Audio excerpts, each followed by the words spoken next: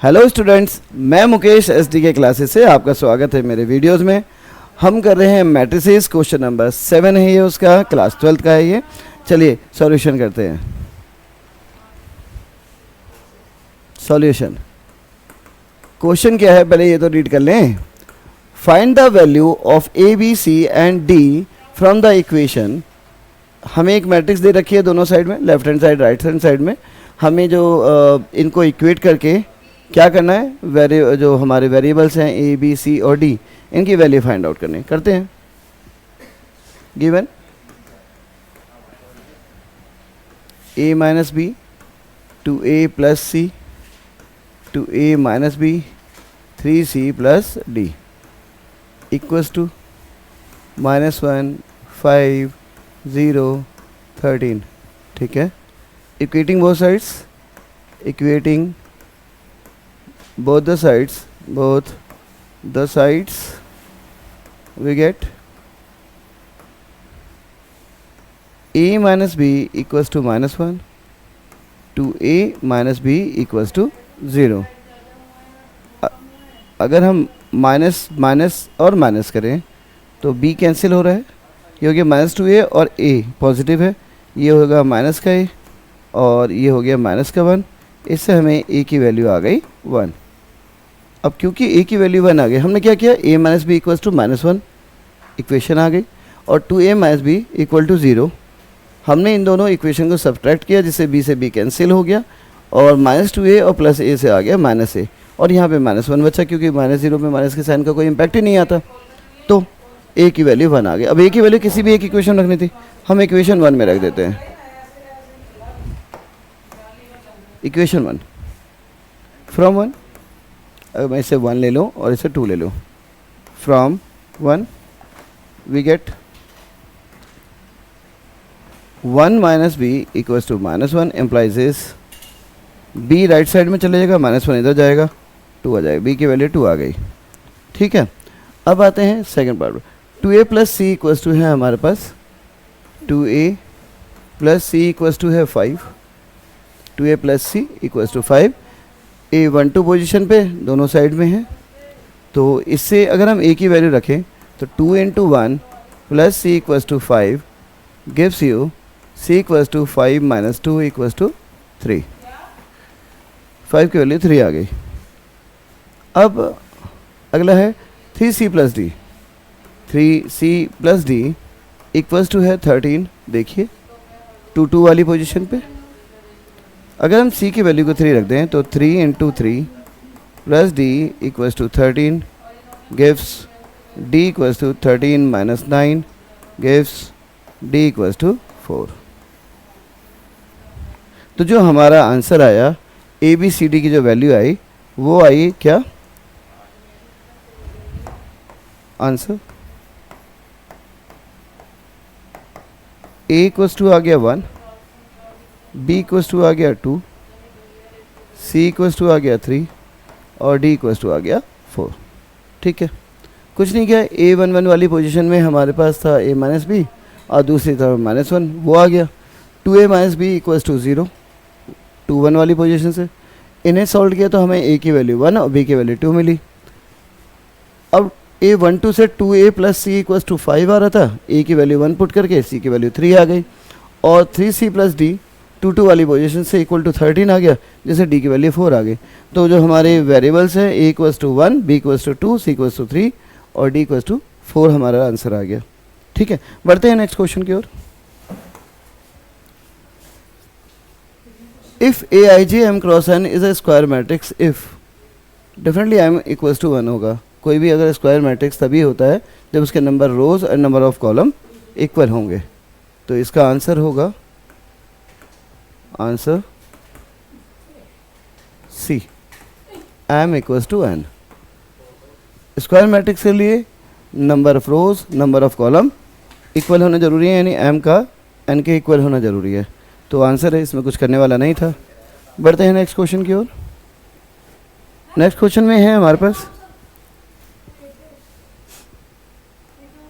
Solution. Which of the given values x and y make the following pair of matrices equal? हमें यहाँ पे बताना है x और वाई की कौन सी वैल्यू के लिए ये जो इक्वेशन है और ये जो मैट्रिक्स है वो इक्वल हो जाएंगे। तो लेट कर लेते हैं, late 3x + 7 5 y + 1 2 - 3x = 0 y - 2 8 and 4। ठीक है, अगर ऐसा है देन इक्वेटिंग बोथ साइड्स करेंगे तो क्या मिलेगा हमें, 3x + 7 = 0 आ रहा है। इससे हमें x की वैल्यू आ गई -7 डिवाइड बाई 7, राइट साइड में नेगेटिव होगा, कोफिशिएंट 3 डिवाइड में आ जाएगा। ऐसे ही y + 1 = 8 से हमें y की वैल्यू मिलेगी 7, और ऐसे ही यहाँ y - 2 था +7 ही आएगा। ऑल्सो 2 - 3x = 4 implies 3x = हो गया 2 - 4 2 - 4 2 - 4 2 - 4 is 2, x = 3 = -2. This implies x gives to minus what 2/3। ठीक है, अगर देखा जाए तो दिए गए इक्वेशन में x की हमें दो वैल्यू मिल रही हैं, एक तो -7/3 और एक आ रही है -2/3। ठीक है, तो definitely none of this is the result. वजह कि देखिए x के सेम सिचुएशन में दो वैल्यू पॉसिबल नहीं है। ठीक है, तो ठीक है, which is not possible, which is not an option, not an option. देखिए हम ये नहीं कह सकते क्वाड्रेटिक इक्वेशन है नहीं है। So option B is correct. Great, ठीक है, बढ़ते हैं नेक्स्ट पार्ट की ओर।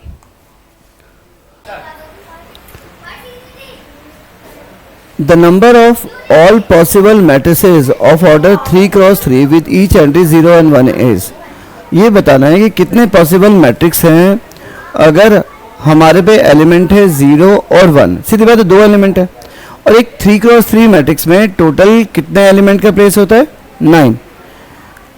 इसका मतलब है हर प्लेस के लिए हमारे पे कितने ऑप्शन है, 2, और टोटल कितने प्लेस है, 9। इसका मतलब अगर हम 2 को 9 टाइम मल्टीप्लाई करें तो हमें पॉसिबल मैट्रिसेस पता चल पाएंगे, क्योंकि हर एंट्री के लिए, हर प्लेस के लिए हमारे पे 2 ऑप्शन है। ठीक है, परम्यूटेशन का एक क्वेश्चन है ये बेसिकली। तो करते हैं सॉल्यूशन।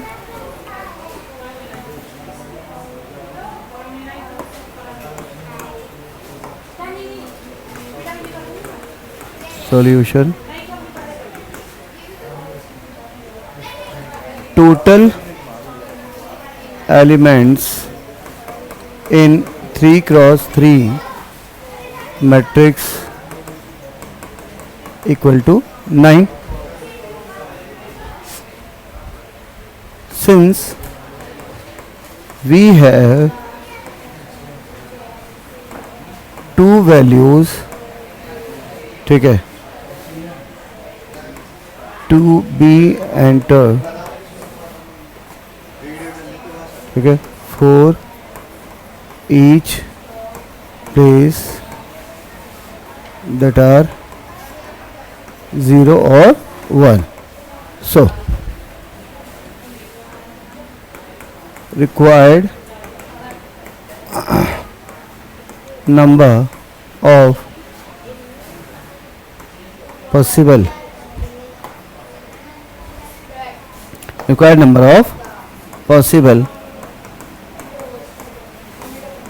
मैट्रिसेस इक्वल टू होंगे 2 9 टाइम मल्टीप्लाई करेंगे, 2 फर्स्ट प्लेस के लिए, 2 सेकंड के लिए, 2 थर्ड के लिए, 4th 5th 6th 7th 8th 9 1 2 3 4 5 6 7 8 9, that is 2⁻⁹ is equals to 5 1 2 2 2 4 2 8 2 जा 16, 2 जा 32, 64, 128, 256, 512. 2 raised to the power 9 equals to 512. So there are possible जो मैट्रिक्स है with these two entries are 512. कुल मिला के जो ऑप्शन हमारा डी है, तो आंसर ऑप्शन